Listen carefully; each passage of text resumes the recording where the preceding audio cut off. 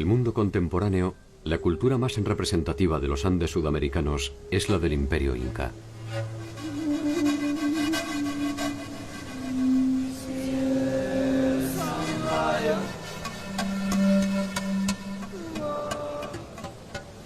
Sin embargo, la historia imperial de los incas representa apenas un siglo.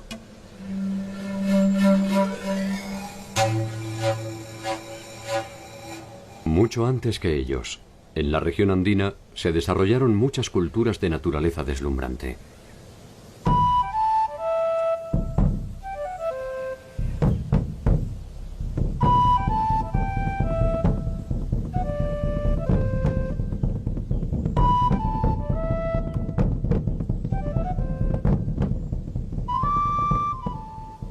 Conocer este mundo preincaico es una aventura siempre inquietante.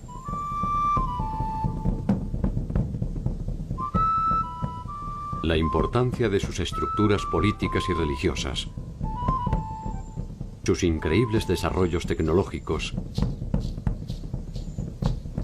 y su compleja forma de asociación desembocaron irreversiblemente en el mundo de los incas.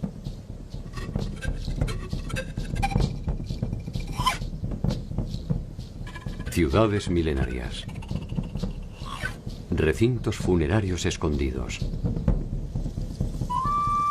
dioses latentes y sueños incumplidos se reproducen a lo largo y a lo ancho del territorio andino, como muestra de un modelo inédito de convivencia que puede proyectarse hasta nuestro presente.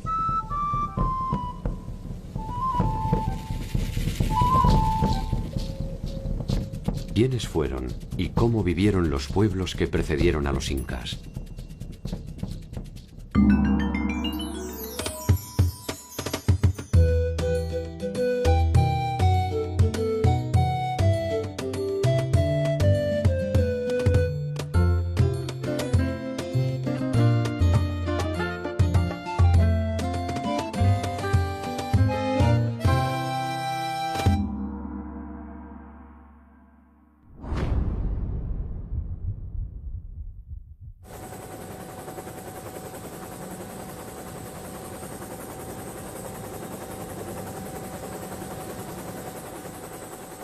En el inicio de la invasión española al territorio del estado incaico, estos poseían un control hegemónico de su territorio desde la costa a la sierra y desde Colombia hasta Chile y Argentina.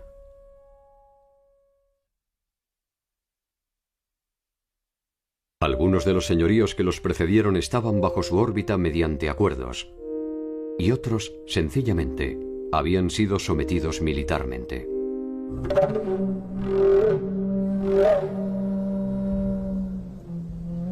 El mundo andino, sin embargo, ya había conocido formas de organización imperial menos extensas, pero igualmente efectivas.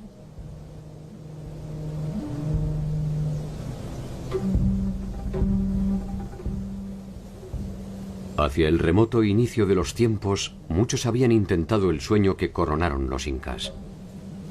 Un sueño milenario iniciado en un paisaje que era apenas algo menos que un desierto hostil.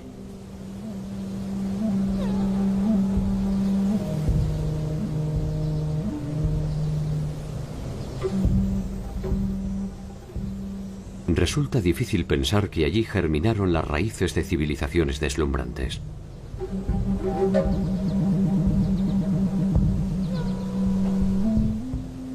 Allí nacieron los primeros dioses, las primeras leyes, los primeros desencuentros.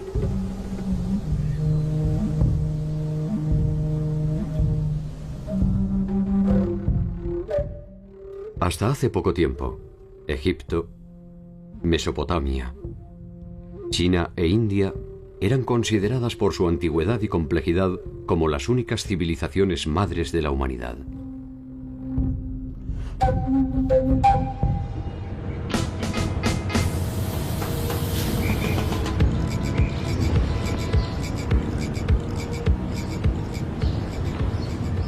Sin embargo, más de 4000 años antes de la fundación de Cartago, 2000 años antes del reinado de Ramsés I y 1000 años antes de Hammurabi, existió en Perú un complejo político y cultural cuyo centro fue la ciudad sagrada de Caral.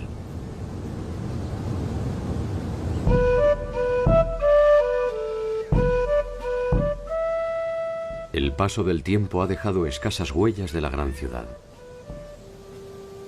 La reconstrucción de sus edificios es trabajosa y ardua. Sin embargo, en esta aparente pobreza están las señales más antiguas y ricas del mundo latinoamericano.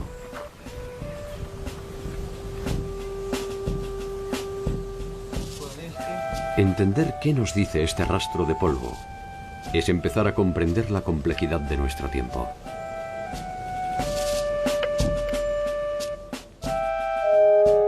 La ciudad de Caral posee una antigüedad de más de 5.000 años. Es hasta hoy la primera ciudad-estado de América. En ella se organizaron los intereses de los hombres en torno a reglas específicas y concretas de convivencia, que incluyeron el pensamiento religioso, la innovación tecnológica y científica y la estratificación social.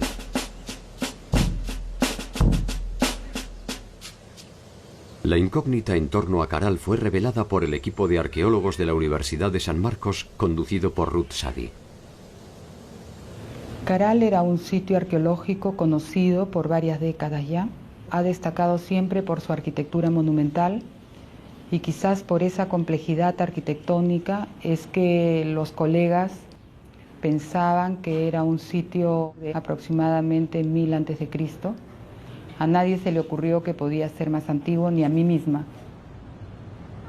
Cuando empecé la prospección arqueológica en el Valle de Supe en 1994, yo fui a reconocer un sitio que no había sido investigado todavía en extensión, y así fue como empezamos los trabajos que han continuado hasta el presente. ¿Quiénes la habitaron? ¿Cómo se organizaron? ¿Qué sueños perseguían? ¿Qué pesadillas los alcanzaron? Grandes preguntas que un arrebato del viento permite descubrir para interpretar la historia del mundo. Caral representa la evidencia del fin del mundo primitivo y la consolidación de los patrones de acumulación que terminarán dividiendo a los que saben y a los que tienen de los que no. Por primera vez es un Estado porque hay un gobierno centralizado sobre un grupo social grande. Está dividido con autoridades menores, o sea, hay un sistema político que se genera por primera vez.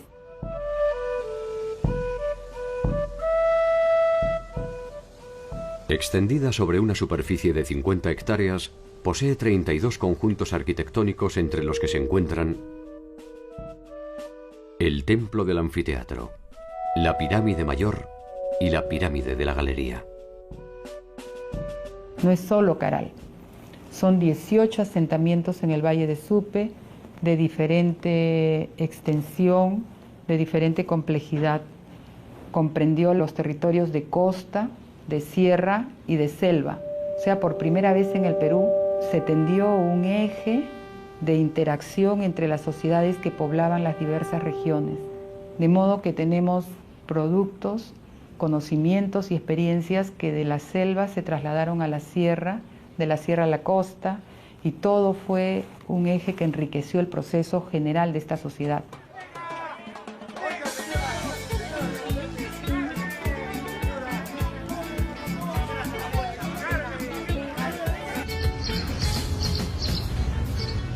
Esta primera experiencia de convivencia entre los distintos ecosistemas se proyectará en el tiempo. Así, cada uno de los grandes estados andinos establecerá esta relación armónica entre el mar y la sierra.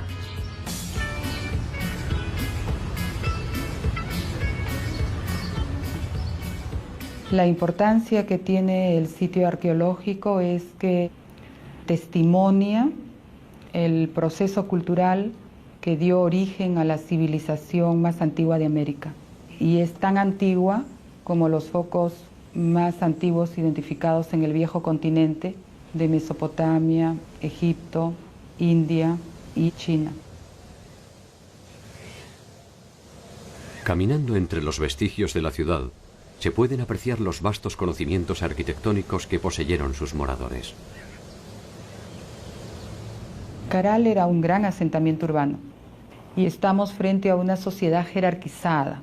hay distinciones en cuanto a la forma de vivir. Están las casas de los funcionarios al costado de los edificios. Luego tenemos las casas de los servidores, que son mucho más pequeñas, y están las casas en la periferia, que son todavía más pequeñas. Entonces se nota que hay un modo de vida distinto de acuerdo a la posición que los individuos tenían dentro de la organización social. El salto cualitativo de la concepción urbanística y arquitectónica define a Caral como una morada destinada a los dioses.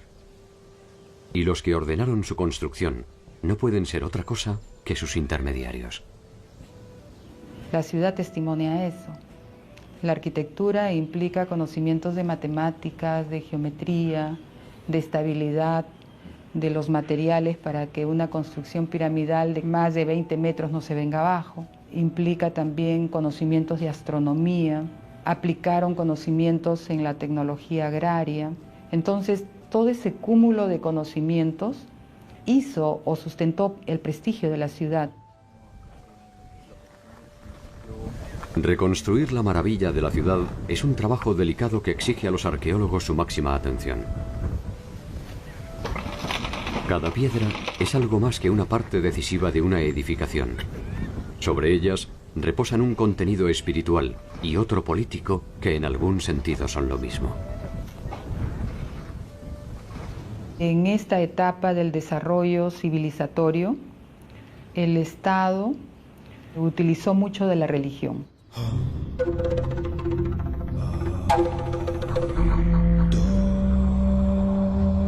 Es la religión la que sirvió para coercionar a la sociedad. Si no cumples con el trabajo que tienes que dar en tal fecha, a tal dios, entonces te va a ir mal. El miedo ha sido la herramienta sobre la cual se edificaron la mayor parte de las sociedades madres. Sin embargo, Caral ofrece una versión distintiva. La ciudad no posee indicios de presencia militar, ni siquiera de tipo defensivo. Quizás se pueda suponer que durante más de 1000 años, un grupo humano numeroso pudo convivir en armonía sin la violencia que resulta ser el signo dominante de la historia universal.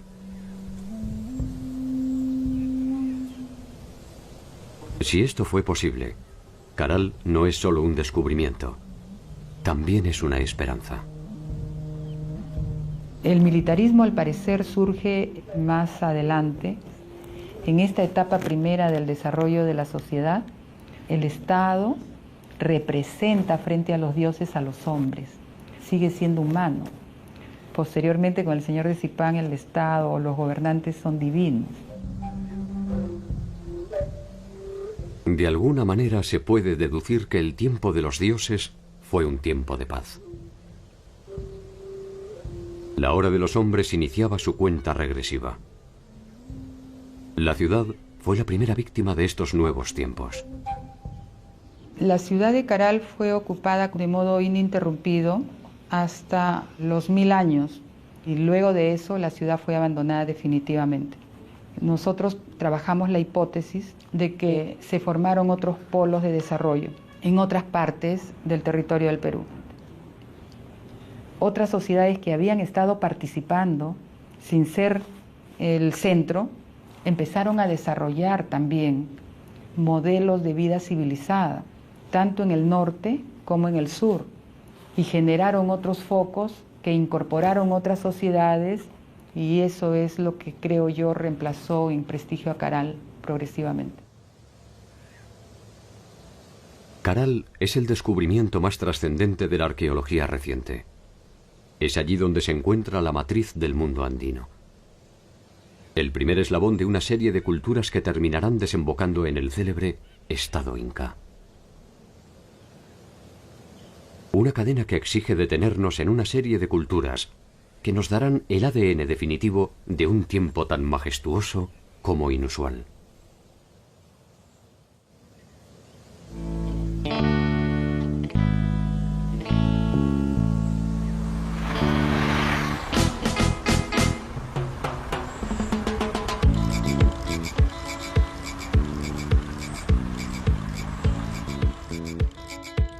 Entre el 1500 a.C. y el 500 de nuestra era, la más acabada representación de lo que se ha dado en llamar el primer horizonte cultural andino se encuentra en la ciudad de Chavín. Desde la Sierra Norte del Perú en la provincia de Huari y hasta más allá del territorio actual de Ecuador, la cultura chavín estableció su área de influencia y predominio.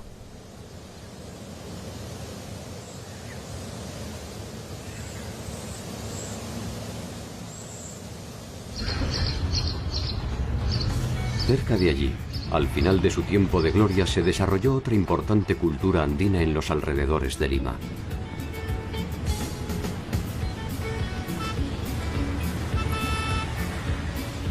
Lima es en la actualidad la capital del Perú.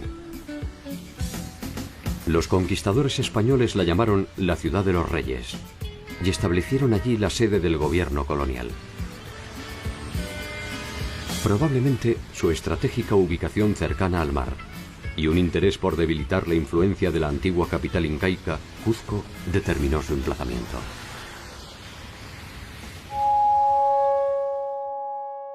Entre el año 200 y el 700 de nuestra era, en torno a los valles limítrofes a los ríos Rímac, Chillón y Lurín, se desarrolló la cultura lima. Allí se combinaron los patrones clásicos de las sociedades andinas: la siembra, las obras hidráulicas, la construcción de caminos, el intercambio y la pesca. Muchos de los vestigios concretos y espirituales de los Lima se revelan hoy a orillas del mar en el adoratorio de Pachacamac. Pachacamac está vinculado con toda la mitología costeña y fue un centro de peregrinaje y de devoción muy importante. Y los incas lo mantuvieron y le dieron la debida importancia, a tal punto de que había un Abyahuasi en Pachacamac, una suerte de monasterio de religiosas, el culto al sol y el culto a las divinidades incas. Fue un centro religioso importante para ellos. Los incas entienden la trascendencia del adoratorio y lo incorporan como centro de peregrinación y no tardan en acordar con los curacas locales la construcción de nuevos edificios.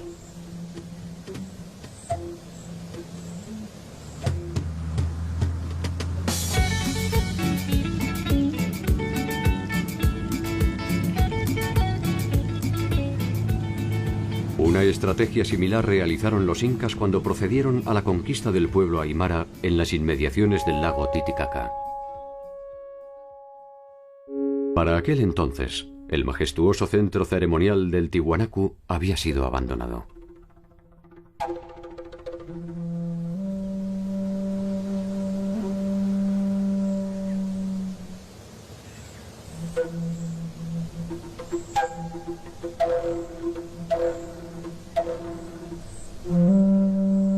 Estamos en el lugar más importante y más impactante de lo que ha sido Tiwanaku en cuanto a su arquitectura.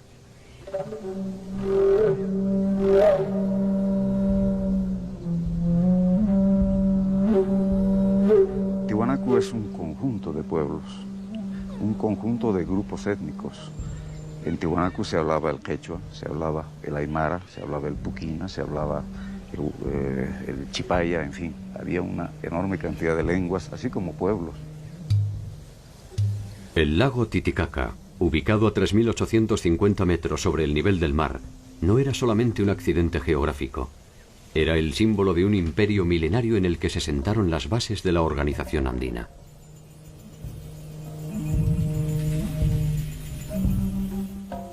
Para los tiwanacotas, fue en su capital donde se produjo el origen del mundo.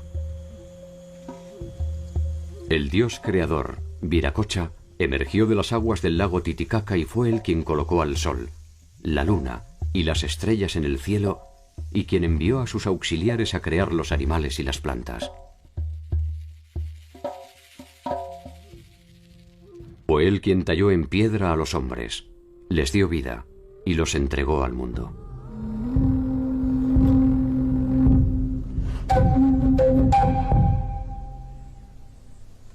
Tenemos tres grandes periodos que entender en Tiwanaku: el periodo aldeano, que se inicia aproximadamente hacia el año 1500, 1600 antes de Cristo.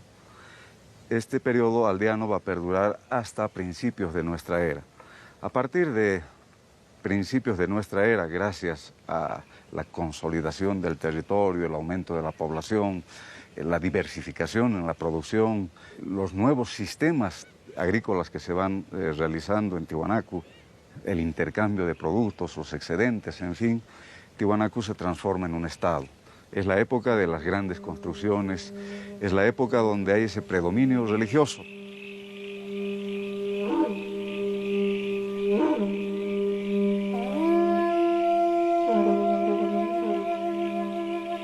Tiwanaku había sido el centro político y religioso de un amplio territorio, que hacia el año 500 después de Cristo ya se constituía como una importante referencia, que se materializaba en su imponente concepción urbanística. Los templos están relacionados con la parte de la cosmovisión andina. Muchos de ellos están jugando un papel relacionado con lo que son sus cultos, sus dioses, y sobre todo vamos a ver la importancia que tiene la astronomía en cada uno de estos templos, convirtiéndose en verdaderos calendarios que les están dando las fechas para las fiestas, como para también la época de la siembra. Las pirámides, las construcciones elevadas que están relacionadas al sol, la luna, las estrellas, los astros.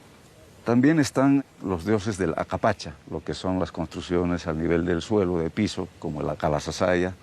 Y finalmente los templetes subterráneos, que están más vinculados a las divinidades de la fertilidad, la fecundidad. El templete semisubterráneo posee una planta cuadrangular delimitada con muros de arenisca roja que fueron sostenidos mediante 57 pilares. Sobre sus paredes se encuentran 157 cabezas enclavadas que representan una diversidad de etnias que resulta decididamente desconcertante.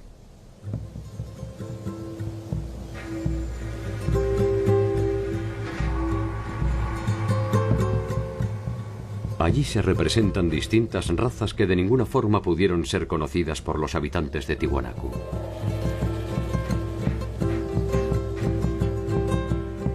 Muchas son las hipótesis a propósito de su significación. Para algunos representan la morfología de los diversos pueblos sometidos por el imperio Tiwanaku. Para otros, se trata de un ensayo de Viracocha para la creación de la pareja original que poblaría el mundo.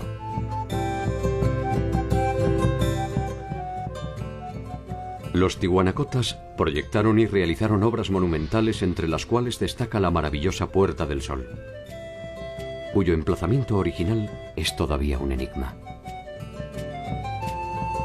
La Puerta del Sol nos está mostrando un complejo calendario, un calendario de carácter solar, lunar y a la vez agrícola. Los personajes alados están 15 a cada lado.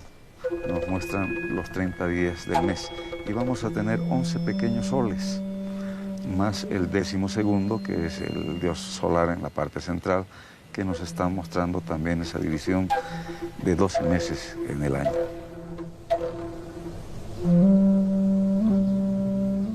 A 1000 metros del lugar se encuentra el área del Pumapunku, cuya estructura inicial fue elegida por los incas para sus ceremonias, banquetes y celebraciones. En esta área podemos encontrar trabajos de lo que ha sido el manejo de la piedra, bloques de más de 180 toneladas de peso que fueron trasladadas desde la serranía que tenemos allá, donde están las canteras, donde se extraía los bloques de piedra para la edificación de estos templos. Uno de los mayores bloques justamente es esta plataforma, que tiene un peso de 185 toneladas, que eran parte del templo, el magnífico templo que se encontraba justamente hacia la salida. Al fondo se puede apreciar la montaña del Illimani, está justamente hacia lo que es uno de los principales achachilas, uno de los principales apus protectores de este sitio.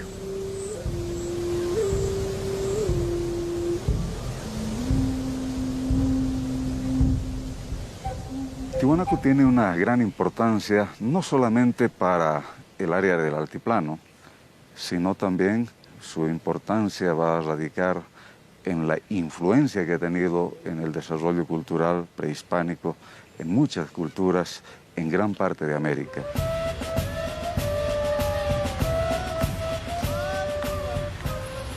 El pueblo aymara es hoy una de las comunidades más representativas de ese pasado, y la mayor parte de la población actual de Bolivia es descendiente directa de esta etnia. La impronta de su cultura definió las relaciones que se repetirían en los distintos pueblos andinos hasta la llegada de la invasión europea. Una de estas bases fue, sin duda, la tecnología alimentaria. Teníamos varios sistemas en la parte agrícola. Vamos a tener lo que son las tacanas o las terrazas de cultivo en las partes altas, donde preferentemente se da producción de papas macho. Hoy en día contamos con más de 400 variedades de papa que han sido productos justamente de Tiwanaku. Por lo tanto, la influencia, la importancia que ha tenido en la región ha sido bastante grande.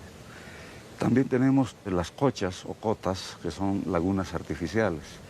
Solamente en este valle tenemos más de 400, que servían como acopio para el agua, tanto para la agricultura como para el pastoreo de los camélidos. Y la mayor tecnología de Tiwanaku es lo que constituyen los sucacollos, que son camellones irrigados mediante canales, donde podían ellos cultivar 3-4 veces al año. No solamente tenemos el desarrollo en la agricultura, sino también en lo que es el pastoreo, la crianza de camélidos.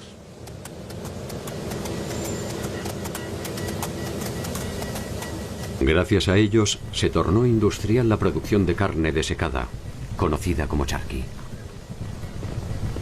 Esta innovación tecnológica permitió la intensificación de los intercambios. Su prosperidad no tardó en producir la necesidad de expansión territorial en busca de espacio para la agricultura. Hacia el 700, Tiwanaku deja de ser un estado con predominio religioso, teocrático, se va transformando en un estado militarista, expansionista, donde va abriendo sus fronteras, va creciendo, se van formando nuevas ciudades que están distribuidos hasta la costa del Pacífico, así como también gran parte del Perú, incluso entrando hacia Argentina y Chile. Y esto va a traer convulsiones sociales. Al mismo tiempo vamos a tener problemas de carácter climatológico, vamos a ver una prolongada sequía que ha de afectar la base económica de Tiwanaku, que estaba sustentada en la agricultura. Este colapso hace que Tiwanaku empiece a desintegrarse, a dividirse en pequeños grupos. Hacia finales del primer milenio, como tantas otras ciudades andinas, Tiwanaku es abandonada. Había alcanzado más de 6 kilómetros cuadrados de extensión y llegó a tener más de 30.000 habitantes. Tiwanaku fue una sede importante que albergó al mismísimo Inca y se convirtió en una importante base operativa para sus conquistas hacia el sur territorial. Tiwanaku fue un centro productor de conocimientos y espiritualidad. La importancia de Tiwanaku trascendió su apogeo y su caída. Quedan por descifrar muchos eventos que aún carecen de nombre propio.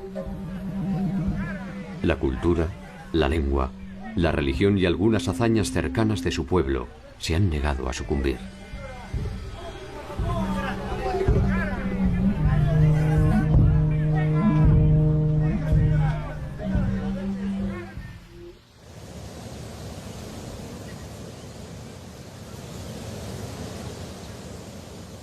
Según la leyenda, la ciudad de Chanchan fue fundada por un mítico líder que habría llegado del mar.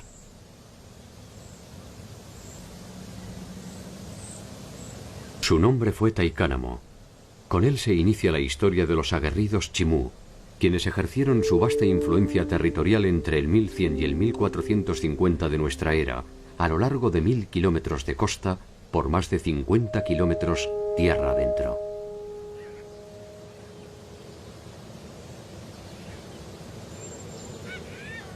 En Chan Chan llegaron a vivir más de 50.000 habitantes, y la armónica y serena belleza de la ciudad, con sus trabajados muros de barro, está aún en pie. Los chimús protegieron específicamente sus conquistas agrarias y no dudaron en ejercer su poderío militar para asegurarse el control de los cauces de agua que garantizaban la siembra.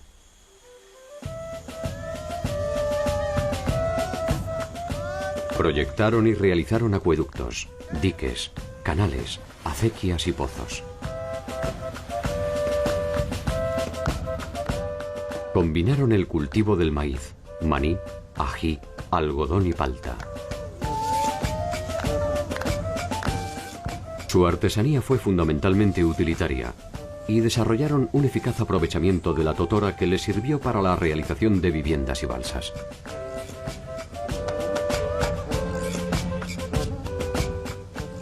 Su tecnología marítima es visible aún en muchos pueblos de pescadores.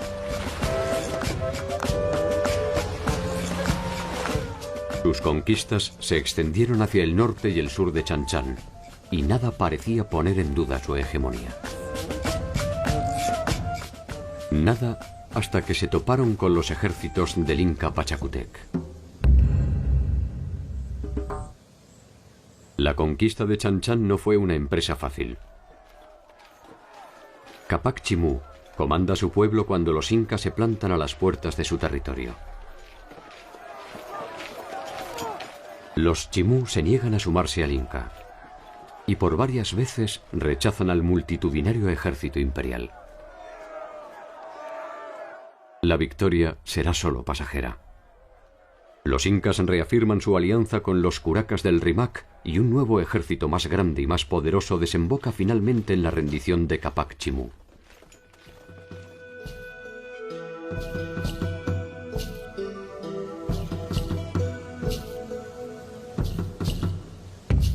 Sus líderes son desterrados y sus tierras se reparten entre los aliados incas.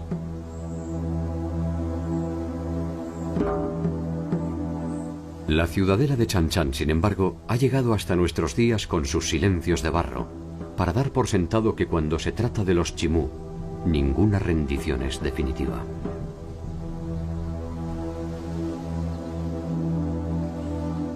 El control territorial y espiritual del mundo andino se mantuvo por más de 5.000 años asentado en diferentes pueblos. En el Valle de Supe, en Chavín, en Huari, en Tiwanaku, en Chan Chan y en Cuzco. Su organización estatal fue evolucionando hacia formas cada vez más complejas que sin embargo no abandonan los principios fundamentales que le dan cohesión. Cuanto más tiempo pasa, más andinos son.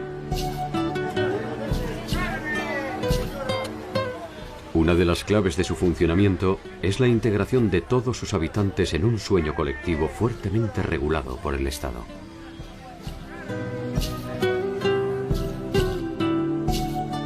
Uno de esos sueños, entre el año 100 y el 600 después de Cristo, se manifestó en una compleja y elevada organización sociopolítica identificada como cultura moche o mochica. La cultura moche o mochica surge y se desarrolla en un territorio de cerca de 700 kilómetros que cubren gran parte de los valles de la costa norte del Perú. Los mochicas comienzan a surgir aproximadamente en los primeros años de la era cristiana y terminan, suponemos, alrededor del siglo VI o VII de nuestra era. Un largo periodo en el cual desarrollaron una extraordinaria cultura sustentada por la irrigación del desierto.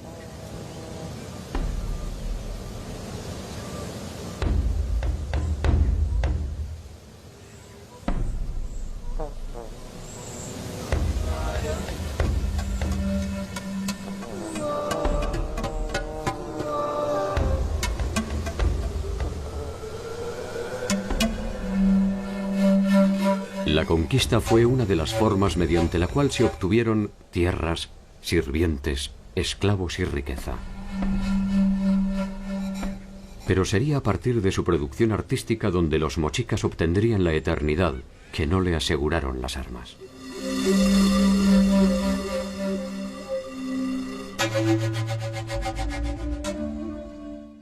Sus trabajos de metalurgia constituyen una importante muestra de la capacidad tecnológica de los mochicas y poseen no solo una calidad formal inusual, también un carácter simbólico que nos permite establecer algunas consideraciones a propósito de sus formas de agrupación.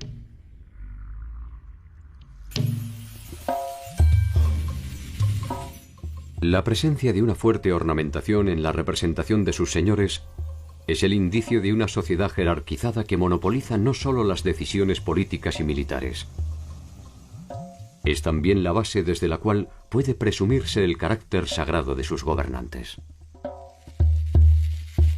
El oro como metal sabemos que no tenía ningún valor comercial. El oro estaba reservado exclusivamente para los ornamentos de los soberanos. Cuando muere un personaje importante que tiene algún adorno de oro, se va con él a la tumba porque nadie puede usarlo. El concepto de uso de cualquier vestimenta, de cualquier atuendo, está muy asociado a las personas.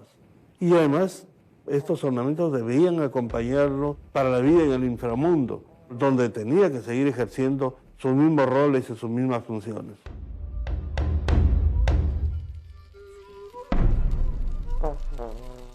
La cerámica moche atravesó todos los estadios posibles de la manifestación artística y es, sin lugar a dudas, una de las más atractivas y delicadas de la historia de la humanidad.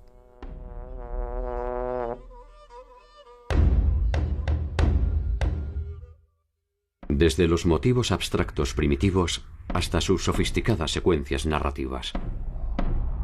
Desde sus temáticas bélicas hasta las eróticas, en cada uno de los casos puede verse la cualidad de sus artesanos y la afirmación y personalidad de una cultura.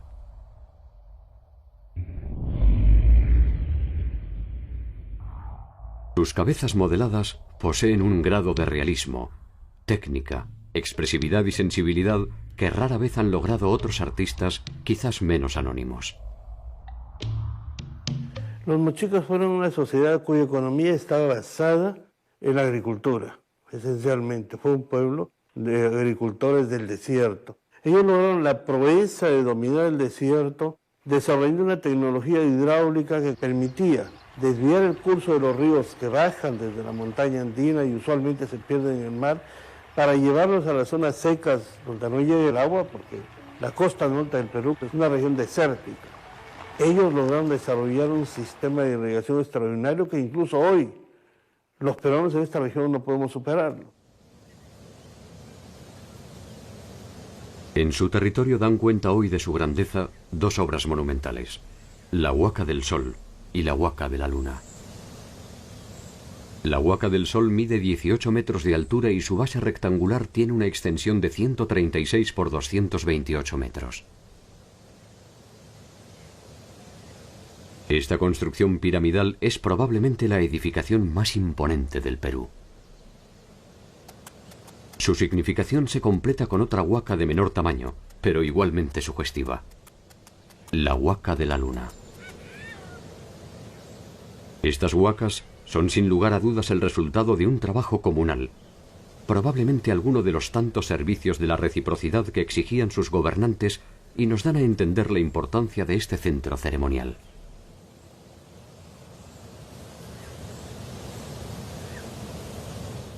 Muchos de los misterios de esta cultura guerrera han comenzado a revelarse a partir de un descubrimiento sorprendente: la cámara funeraria del señor de Sipán. Las tumbas de Sipán fueron descubiertas a raíz del inicio de un saqueo en el monumento de Sipán. Se descubre una tumba con algunos objetos de oro y se desata una verdadera fiebre de oro en el pueblo. Iniciamos inmediatamente un trabajo de rescate arqueológico en una situación muy dramática que forma parte de toda la historia de esta excavación. Logramos detener el saqueo. En el año 87 iniciamos el trabajo de excavación que nos condujo algunas semanas más tarde a uno de los descubrimientos arqueológicos más importantes del antiguo Perú, la tumba del señor de Sipán. Lo importante de este descubrimiento es que por primera vez se logra presentar al mundo la tumba intacta, excavada científicamente, de un soberano del antiguo Perú. Este sepulcro ofreció una serie de revelaciones que permitieron establecer un cuadro más acabado de la organización mochica a partir de la riqueza de sus múltiples significados. Cuando encontramos la tumba de este personaje, nos dimos cuenta inmediatamente por la variedad y por la forma de los atuendos, los emblemas, que estamos frente a uno de los hombres más importantes de su tiempo. Usualmente los arqueólogos tenemos una nomenclatura muy típica para esas tumbas, tumba 1, tumba 2. Nosotros fuimos un poco a la idea de no solamente rescatar objetos arqueológicos, sino también la presencia humana y el espíritu de un pueblo. No podíamos llamarles tumba 1 y lógicamente no sabíamos el nombre verdadero de este personaje. Pero reflexionando sobre las características de la organización mochica como señorío y el nombre del pueblo de Zipán, lo llamamos la tumba del señor de Zipán.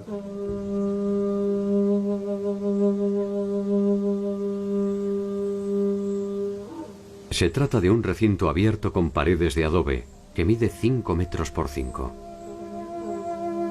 En el centro se ubicaba el ataúd del señor de Zipán, confeccionado en madera y envuelto con sus atuendos e insignias de mando. A ambos lados se encontraban los enterramientos de 2 acompañantes varones. Uno de ellos, ubicado en la misma posición que el señor de Zipán, sería presumiblemente un jefe militar. Opuesto a él se encuentra otro personaje de rango, que ha sido identificado como un jefe de protocolo. Un perro los acompaña, probablemente siguiendo las tradiciones que los identificaban como guías en el viaje hacia el más allá. La parte central de la cámara funeraria era el ataúd conteniendo el ajuar del señor de Zipán, que envolvía el cuerpo del señor al momento de su muerte. Este ajuar estaba compuesto por un conjunto maravilloso y extraordinario de ornamentos de oro, plata, cobre y cobre dorado, vestimentas, atuendos. La mayor parte de ellos son emblemas de rango. En la esquina suroeste de la cámara se encontraba un niño de aproximadamente 10 años, el techo, y sobre el techo el guardián que cuidaba la tumba. Y el guardián tenía los pies amputados como una señal simbólica de que no debía abandonar su puesto de vigilancia para la eternidad. Finalmente el último acompañante estaba colocado en una de las paredes en posición sedente, como un vigía, cuidando, custodiando la cámara de su señor. Este conjunto de acompañantes probablemente fueron parte de su séquito real, que tenían la obligación de acompañarlo en su muerte.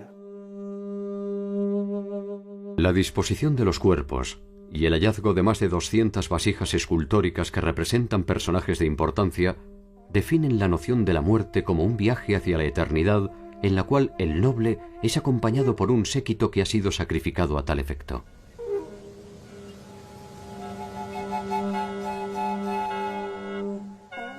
Los expertos han determinado, pese al delicado estado de sus restos, que su edad oscilaría entre los 45 y 55 años.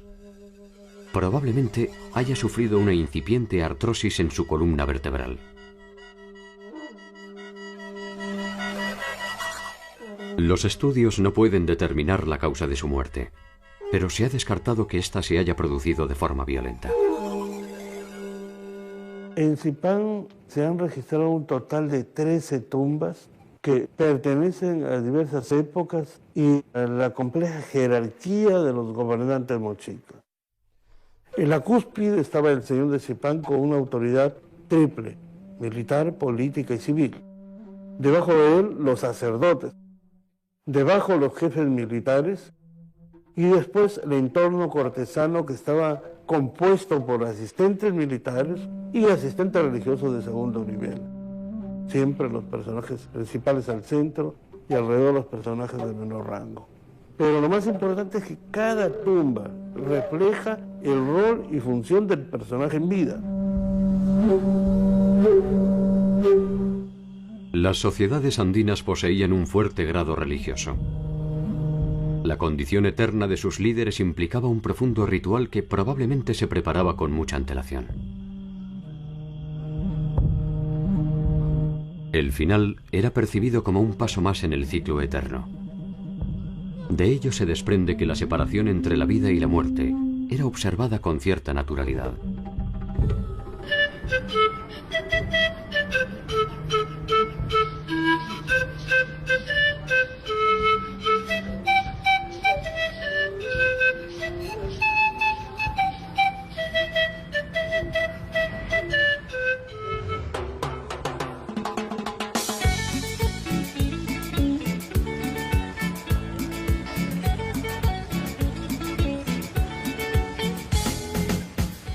La vida y la muerte, los dioses y los hombres,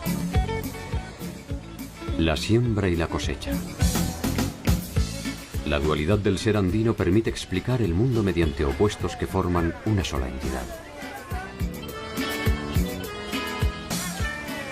La maravilla de los Andes no reside en los extraordinarios conocimientos de navegación de los Chinchas, ni en las deslumbrantes huacas del sol y de la luna. Tampoco en la religiosidad de los pueblos del Valle de Lima, ni en las increíbles obras de ingeniería hidráulica de los nazcas. La maravilla de los Andes debería buscarse en la capacidad para preservar su espacio vital y su subsistencia más allá de cruentos enfrentamientos y profundos procesos de cambio.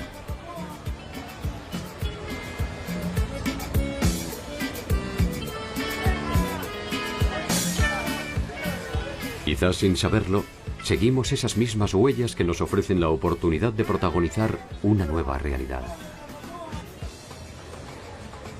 Como aquellos hombres, se avanza buscando las mismas sensaciones: seguridad, progreso, estabilidad, bienestar. Un equilibrio complejo que conlleva vivir constantemente sobre el filo del bien y del mal.